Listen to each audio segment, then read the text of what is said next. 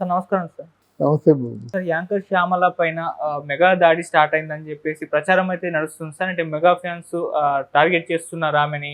అంటే ఎలక్షన్స్‌లో వైసీపీ తరఫున ప్రచారం చేసింది శ్యామల. అదే ఉద్దేశంతోనే ఇప్పుడు ఆమెను టార్గెట్ చేస్తారంటున్నారు. దీంట్లో వాస్తవం ఎంత ఉంది? అంటే బెంగుళూరు రేవ్ పార్టీలో ఆమె పార్టిసిపేట్ చేయలేదు. కాకపోతే ఆమె పేరు కూడా ఉంది అని చెప్పేసి ప్రచారం చేస్తున్నారు. మరి దీన్ని ఏ విధంగా చూడొచ్చు? ఇక్కడ ముందు యాంకర్ శ్యామల అనే వ్యక్తి యాంకర్ కూడా కాదు. యాంకర్కి ఒక స్థాయి ఉంది. ఆ స్థాయి ఎవరు ఫస్ట్, ఎవరు సెకండ్, ఎవరు థర్డ్ అందరికీ తెలిసిందే. మనం ప్రత్యేకించి చెప్పుకోవాల్సిన అవసరం లేదు. అంతే కదా. అదే సుమ అనుకోండి, సుమ అసలు వెళ్దు, అలాగా కాంట్రవర్సీకి వెళ్దు. అదే ఇంకెవరైనా రష్మి ఉందనుకోండి, అనసూయ అనుకోండి, కాంట్రవర్సీకి వాళ్ళు వెళ్ళరు. శ్రీముఖి వీళ్ళందరూ ఉన్నారన్నమాట యాంకర్కి చేసేవాళ్ళు. కొంత స్వప్న గారు వీళ్ళందరూ ఉన్నారు. స్వప్న మరి వైఎస్ఆర్ కాంగ్రెస్ పార్టీయే కదా, ఆవిడ వెళ్ళొచ్చుగా, వెళ్ళలేదు. అంటే డిఫరెన్స్ అన్నమాట ఆవిడకి మిగతా వాళ్ళకి శ్యామలికి మధ్య ఉన్న డిఫరెన్స్ ఏమిటంటే ఏదో ఎక్కువ డబ్బులు ఆఫర్ ఇచ్చి ఉంటారు. ఆవిడకి ముఖ్యంగా డబ్బులు ఉంటే ఏవైనా చెప్పమంటే చెప్తుంది, ఏవైనా చేయమంటే చేస్తుంది. అందువల్ల ఆ ఆశతో కాదు, దురాశతో వెళ్ళింది గనక. అందులో ఎక్కడికి వెళ్ళింది, ఎవరి మీదకి వెళ్ళింది? దేశం అంతా తిరగబడిపోతుంది. పవన్ కళ్యాణ్ అంత నాయకుడు అవుతాడు, ఇంత నాయకుడు అవుతాడు. మనం చెప్పుకున్నామే మన ఏది ఆయన్ని హోమ్ మినిస్టర్గా పెట్టమని. అప్పుడే అది కన్ఫర్మ్ చేశారు. పవన్ కళ్యాణ్ హోమ్ మినిస్టరు, అంతకంటే పెద్ద స్థాయికి వెళ్తారని కన్ఫర్మ్ చేశాడు. అటువంటి వ్యక్తి దగ్గరికి ఈవిడ వెళ్ళి ఆపోజిట్గా ఏ ధైర్యంతో ప్రచారం చేస్తుందని ముందు ఆలోచించుకోవాలి, ఆలోచించుకోవాలి. మొత్తానికి ఏదో వైసీపీ వాళ్ళందరూ ఎస్కర్ట్గా ఉండి ప్రచారం చేయనిచ్చారు. కానీ ఇక్కడ ఈ వైసీపీ వాళ్ళతో కాదు మనకి ప్రమాదం, పవన్ కళ్యాణ్తో ప్రమాదం. నువ్వు చేస్తే మొత్తం ఇండస్ట్రీ అంతా తిరగబడి వచ్చి మా పవన్ కళ్యాణ్ అని చెప్పినప్పుడు నువ్వు ఒక్కదాన్ని లింగి అనుకొని వంగ ఈతకు ఒకటేయమంటే వాళ్ళకి కొంచెం మండుతుంది ఎవరికైనా సరే. అందువల్ల మొత్తానికి పవన్ కళ్యాణ్ కూడా కొంత కంట్రోల్ చేశాడు. ఆడవాళ్ళ మీదకి తిరగబడ్డం, ఆడవాళ్ళతో మీరు విధంగా గొడవ పడ్డం మంచిది కాదని కంట్రోల్ చేయకపోతే ఎప్పుడో ఆవిడ్ని చెదగొట్టేసేవాళ్ళు. అంటే వాళ్ళకి ఆ కోపాలు ఎలాగ ఉంటాయంటే ఎలక్షన్ బరిలో దిగినప్పుడు వాళ్ళు ఎండతో తిరుగుతుంటారు. వాళ్ళకి ఆపోజిట్గా ఈ అమ్మాయి ప్రచారం చేసినట్టయితే కొట్టేస్తారు. అలాగే జరిగింది కదా. మరి జనసేన పార్టీలో రాయిపాటి అరుణని 2 సార్లు దెబ్బతిన్నది. అర్థమైంది. ఒకసారి దాడి, రెండోసారి టైరు పంక్చర్ అయిపోయి ప్రాణాంతకమైన పరిస్థితి వచ్చింది. ఇవన్నీ మన కళ్ళ ముందు జరుగుతున్నప్పుడు అనుకుంటాం కదా, అయ్యి బాబోయ్ ఇట్లాంటి మనం సింగిల్గా ఉంటే చాలా ప్రాణాపాయం ఉందని.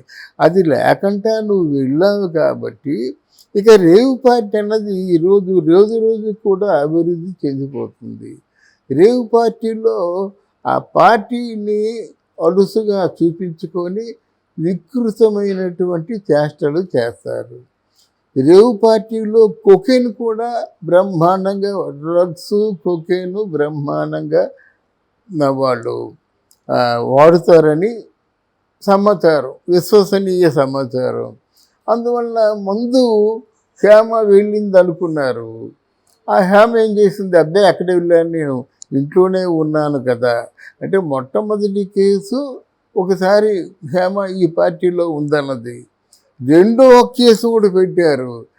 మా పార్టీలో ఉంటూ నేను ఎక్కడా లేను, మాదే తప్పు అన్నట్టుగా హేమ ప్రవర్తించింది కాబట్టి రెండోసారి కూడా కేసు పెట్టారు. ఇప్పుడు నిజం నిగ్గు తేలిపోయింది. అలాగే ఇక్కడ శ్యామల ఏమి చేస్తుందో ఏమో తెలీదు.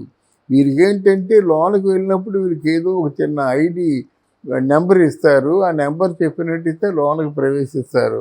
అందులో ఎంటర్ అయిన వాళ్ళు పేరు, ఐడి, పిన్ నెంబర్ అంతా చెప్పిన వాళ్ళలో ఈ శ్యామల ఒకరు ఉన్నారని వాళ్ళ అభియోగం.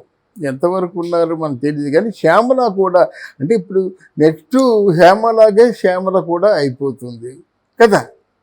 అందువల్ల వాళ్ళ అభియోగం మోపారు. నువ్వు నిరూపించుకో కాదని. వాళ్ళంతా పకడ్బందీగా ఉంటారు కదా. లక్షలు కోట్లు టర్న్ ఓవర్ అవుతాయి. అందులో టర్న్ ఓవర్ కూడా ఎలాగవుతాయంటే రేవు పార్టీలో ఉన్న తర్వాత అంతకుముందు వాల్తేరు క్లబ్ అని ఉండేది. జనవరి 1లో వాళ్ళు వాల్తేరు క్లబ్కి నెల రోజుల ముందు నుంచి వాళ్ళు బుక్ చేసుకునేవారు. ఆ విధానం ఎలాగుంటుందంటే అప్పుడు ఇట్లాంటి కొకైను డ్రగ్ బ్రాండ్లు ఉండేవి కాదు, కానీ మామూలుగా లిక్కర్స్ ఉండేవి. ఎవరికి ఇష్టమైన లిక్కర్ తీసుకునేవారు, ఎవరికి ఎంత ఇష్టమైతే అంత లిక్కర్ తీసుకునేవారు, ఎవరికి ఏ ఫుడ్ కావాలంటే ఆ ఫుడ్ ఉండేది. తర్వాత ఎవరిని సెలెక్ట్ చేసుకుంటే వాళ్ళతో బీచ్లకు వెళ్ళి కబుర్లు చెప్పుకొని కాలక్షేపం చేసి ఇంకేదో చేసేటువంటి ఏర్పాట్లు చేసేవారు. దాని ముందు నెల రోజులు బట్టి బుక్ చేసుకునేవారు. అంటే దాంట్లో ఏమిటంటే మనం చూసే వాళ్ళని మనం సెలెక్ట్ చేసుకుంటే అవతల వ్యక్తికి కూడా ఇష్టపడితే మనతో టైం స్పెండ్ చేయడానికి ఒప్పుకుంటుంది అన్నమాట. అది యువరాణి కావచ్చు, ఎవరైనా కావచ్చు, మంచి బ్యూటీ కావచ్చు. దానికోసం వీళ్ళు తికమక పడిపోయి చాలా డబ్బు ఖర్చు పెట్టుకునేవారు అన్నమాట. అదే దానికి మరో రూపం, క్లాసికల్ రూపం రేవు పార్టీలు. రేవు పార్టీలు కొకైన్ తీసుకున్న తర్వాత ఎలాగుంటాయి, తెల్లవార్లు అంటే ఆల్మోస్ట్ కొకైన్ తీసుకున్న తర్వాత ఒక 24 గంటల వరకు అది ఉంటుంది కొత్త వాళ్ళకైతే. పాత వాళ్ళకైతే 12 గంటలు ఉంటుంది. ఈ 12 గంటల్లో ఎవరితో ఏ పనైనా చేయొచ్చు. అర్థమైందా? వాళ్ళకి కావాల్సింది నవ్వుతూ ఉండడం, ఎంజాయ్ చేయడం, వాళ్ళ తాలూకు తీరని కోరికలు ఏవైనా ఉంటే తీర్చుకోవడం. ఇది స్పష్టంగా చెప్పాలంటే. దానికోసం ఎక్కడెక్కడ లేని వాళ్ళు వచ్చేస్తారు.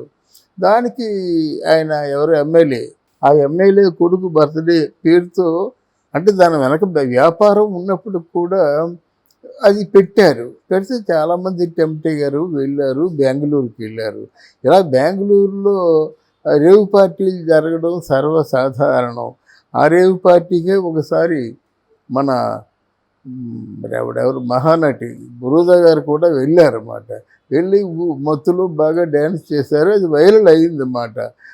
అప్పుడంతా అంటే దాన్ని ఏదో చూసి చూడకుండా ఏదో క్లబ్లో డ్యాన్స్ చేస్తుంది కదా అనుకున్నారు, కానీ ఇలాంటి వాళ్ళు ఎప్పుడు కూడా ఆదాయాన్ని ఆశించకుండా కాలు కదపరు.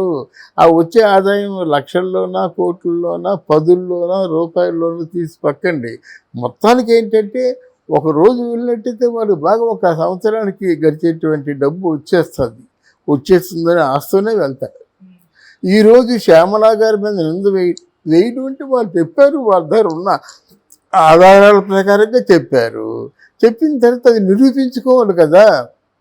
ఇకపోయినట్టయితే శ్రీకాంత్ని గురించి కూడా చెప్పారు కదయ్యా, మరి ఆయన నీకు కనబడటం లేదా అని ఎవరైనా మనల్ని క్వశ్చన్ చేయొచ్చు. శ్రీకాంత్ ఓపెన్గా చెప్తున్నాడు, కమ్మా నిరూపించండి. ఆయనే చెప్తున్నాడు, నాలాగే ఎవరో ఉన్నారు. అది నెటిజన్స్ అనే మాట కానీ వాళ్ళు అన్న మాట కాదు కదా. వాళ్ళంటే నన్ను అరెస్ట్ చేసేవారు కదా, వాళ్ళంటే నేను కాదన్న తర్వాత మరో కంప్లైంట్ ఇచ్చేవారు కదా అని ఆయన చెప్తున్నాడు. జెన్యున్గా ఉన్నట్టు కనిపిస్తుంది మనకి. ఇది విషయం. రేవు పార్టీకి వెళ్ళిందంటే తన ఆశ కొద్దీ వెళ్ళింది. ఈరోజు డబ్బులు బాగా సంపాదిద్దాం అనుకుంటుంది. డబ్బులు సంపాదించే మార్గం ఎటు పక్కనైతే ఉంటుందో ఆ పక్కన పోతుంది ఆవిడ. ఎందుకంటే ఆవిడ వర్క్ లేకపోతే మనం ఏమైనా ఇస్తున్నామా? అది. రెండోది ఏమిటంటే ఇక్కడ ముఖ్యంగాను ఆయన భర్త మీద కొన్ని కోట్ల రూపాయలు ఫ్రాడ్ కేసులు ఉన్నాయి. అవి కొన్ని కోట్లు బ్యాంకులకి కట్టే మార్గం లేదు. ఈవిడ ఆశ ఏంటంటే ఎవరైనా మంచి రాజకీయ నాయకుడు ఒకవేళ తనకు సపోర్ట్ చేసినట్టయితే ఆ కేసుల్లోంచి బయటపడవచ్చు అనేటువంటి ఆలోచనతో ఆవిడ శక్తి వంచన లేకుండా కష్టపడుతుంది. మరి దొరికితేనే దొంగ, దొరక్కపోతే దొరకదా.